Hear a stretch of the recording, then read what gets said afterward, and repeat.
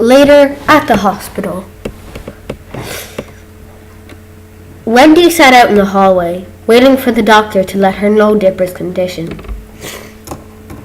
She had informed Mabel, Sue, and Stan of what happened, and they told her that they would be there soon. But considering Stan was driving, soon probably meant an hour or two. Wendy's heart kept skipping beats. She didn't know what she would do if she lost Dipper. Finally, the door opened and the doctor came out. Wendy stared at him anxiously. He has a few fractured ribs, a broken nose, and we had to stitch up quite a few scars, but he'll be fine. Make sure he gets lots of rest and keep ice on his ribs, said the doctor. Wendy breathed a sigh of relief. Can I see him? She asked. Of course. He's still asleep from some medicine we gave him when we were stitching up his scars, but he'll wake up soon. Wendy walked to the door, and before opening it, she took a deep breath. She pushed it open. Dipper was still lying in the hospital bed unconscious. Although the doctor had stitched up his scars, save for the little ones, he still looked like a wreck.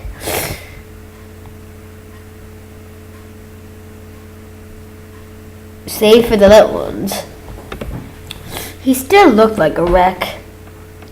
He still had 2 black eyes and a bandage on his nose. You could see some of his stitches, and there were plenty of bruises still evident on him.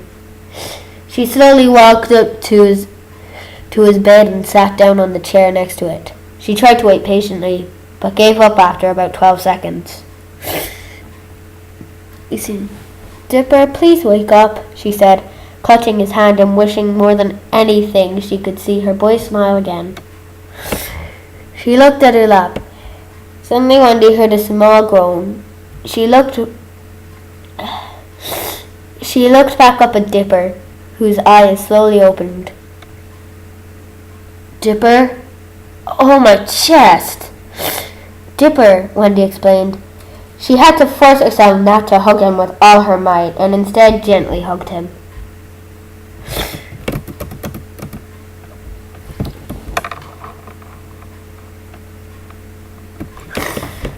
Wendy, you're back, Dipper said grudgingly, but with a smile. Wait, where am I? You're in the hospital. Robbie beat you up, Wendy replied, letting go of him. She frowned at the memory. Wendy, I can explain. I'm so sorry, Dipper said, trying to sit up. He eventually winced due to the pain in his chest and lay back down.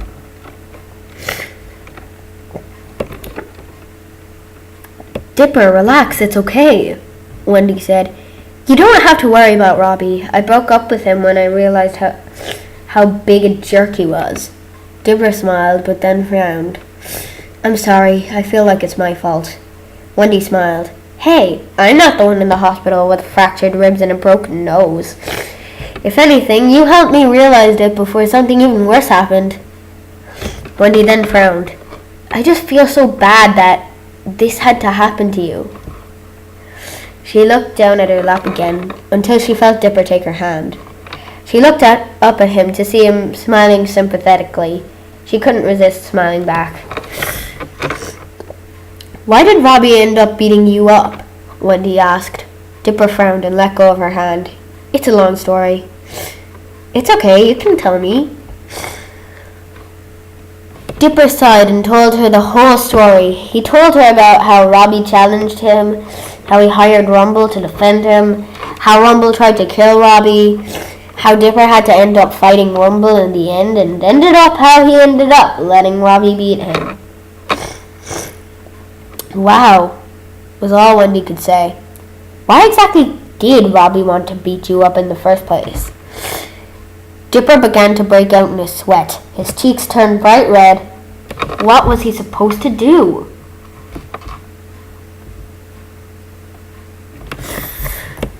I can't just say because he was about to call you and reveal that I secretly love you, so I knocked his phone out of his hand, Dipper thought.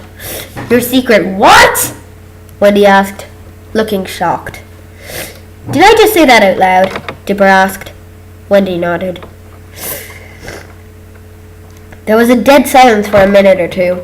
You could hear Dipper's heart pound. Wendy looked at her lap. Truth is, I kind of love you too. Dipper's eyes grew to the size of dinner plates. Really? Wendy nodded, not looking up from her lap. Since when? Pretty much ever since you saved us all at the haunted convenience store. I didn't know how I figured it out. I could just tell. Dipper couldn't believe his ears. He wondered if he was dreaming and was still unconscious in the park. However, the pain in his chest still told him otherwise. But one thing was eating at him. Wait, if you love me since then, why did you start going out with Robbie? It took Wendy a long time to answer his question, because when she thought about the reason why, she realized how stupid it was. It really shouldn't have mattered in the first place. Love wasn't supposed to have any boundaries. I was worried about what my friends would think, mostly because of our age differences. I know it's not a good reason, and when I look back, I know how stupid I was to keep my feelings hidden. Dipper took her hand again, without even blinking. She slowly looked up at him. Hey, at least your reason wasn't just because that you were being a coward. Well, before you started dating Robbie, that was. That is. Wendy smiled. Dipper, you're not a coward. You're the bravest guy I know. I still can't believe you've done some of the things that you have done. Everyone, even you, has been too scared to something in their life. Dipper smiled back. He wanted so badly to hug her. He wanted to kiss her. Luckily, Wendy must have read his mind, because she leaned down forward and kissed him. Dipper, although he now knew how Wendy felt, was still shocked, but quickly snapped out of it and kissed her back. For a little bit, his pain disappeared. In fact, the whole world seemed to disappear. It seemed like it was just him and Wendy. Eventually, they quickly pulled apart, and the second they heard the door being opened, Wendy, Stan, Susan waddled, walked into the... she said Wendy, but she meant Mabel. So I'm just going to say that. Mabel, Stan, Susan, Waddles walked into the room. Dipper smiled at the sight of his family. Waddles tried to jump onto the bed, but eventually Mabel had to end up putting him on, careful not to put him on Dipper.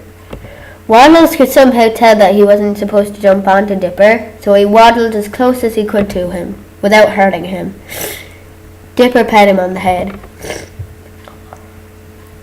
How are you doing, Broseph? Mabel asked. Pretty good, Dipper replied, side glancing at Wendy.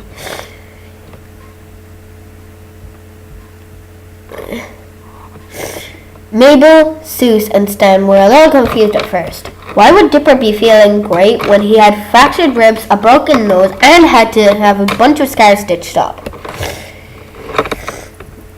That's about when Mabel realized that Dipper and Wendy were still holding hands. She smiled. I take it we missed something, she said. Dipper followed her eyes to his hand, and whose hand still holding Wendy's. He smiled again. Yeah, you kinda did, he said, looking at Wendy, who smiled back at him.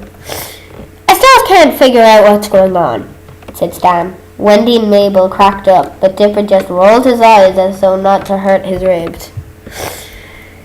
Wendy and Dipper are together now, said Mabel once she pulled herself together. Still not following you, Sue said. Dipper did his face palm. Mabel was about to try and explain it in a different way, but Dipper put his other hand on her shoulder.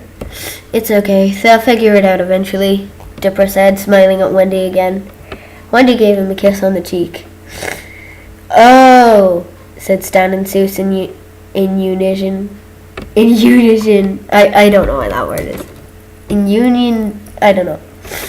Wendy and Mabel cracked up again. Even Dipper couldn't resist a small laugh.